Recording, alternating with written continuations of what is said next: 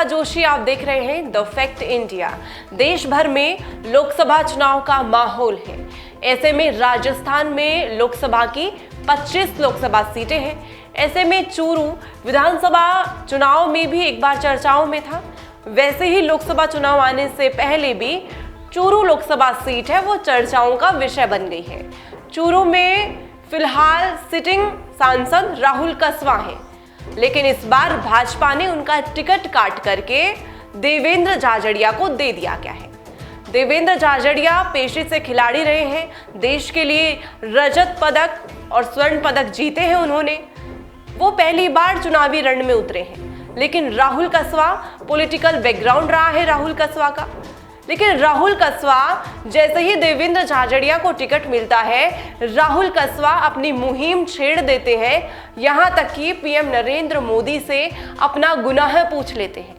राहुल कसवा पारिवारिक रूप से ही राजनीतिक में अच्छा अनुभव रहा है उनको, लेकिन राहुल कसवा को ये बात कुछ हजम नहीं हो रही है कि उनका टिकट क्यों कटा। हालांकि लेकिन राहुल कसवा अपने ट्विटर पर अपनी भड़ास निकाल रहे हैं, अपना कभी गुनाह पूछते हैं तो कभी आगाज देते हैं। ऐसे ही एक आगाज और दिया है 8 मार्च यानी कि कल 1 बजे सादुलपुर में वे सभी से मिलेंगे। उनका आवाज है सादुलपुर में।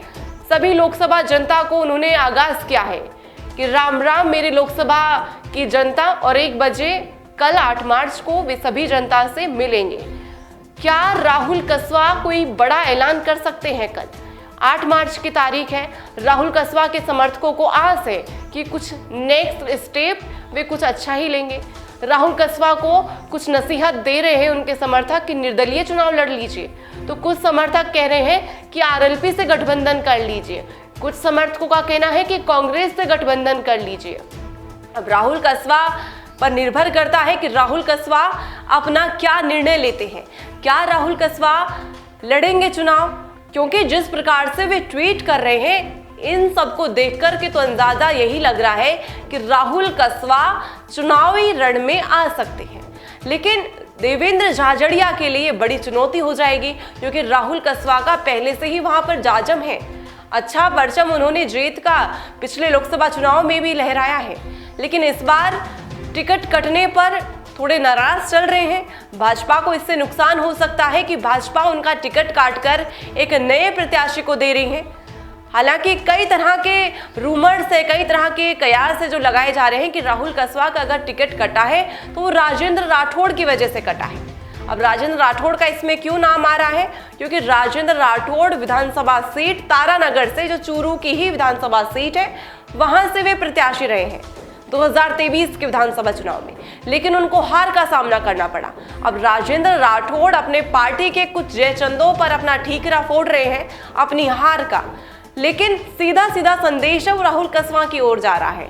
अब मीडिया से पत्रकारों ने कुछ सवाल पूछा कि राहुल कसवा से सवाल पूछा कि राजेंद्र राठौड़ पार्टी के जयचंदों को ही कारण बता रहे हैं टिकट कटने का, लेकिन राहुल कसवा कह रहे हैं कि राजेंद्र राठौड़ ने मेरा नाम थोड़ी ना लिया है, जयचंदों का नाम लेकर दिखाएं। अगर राजेंद्र राठौड़ के हारने का कारण अगर मैं हूं तो वे नाम लेकर दिखाएं। इस तरह के कई वीडियो हैं राहुल कसवा के सामने आए। अब उनके एक के बाद एक ट्वीट इस तरह से सामने आ रहे हैं कि वे चुनावी रण में उतर सकते हैं और भाजपा को इसका बड़ा नुकसान है वो भुगतना पड़ सकता है।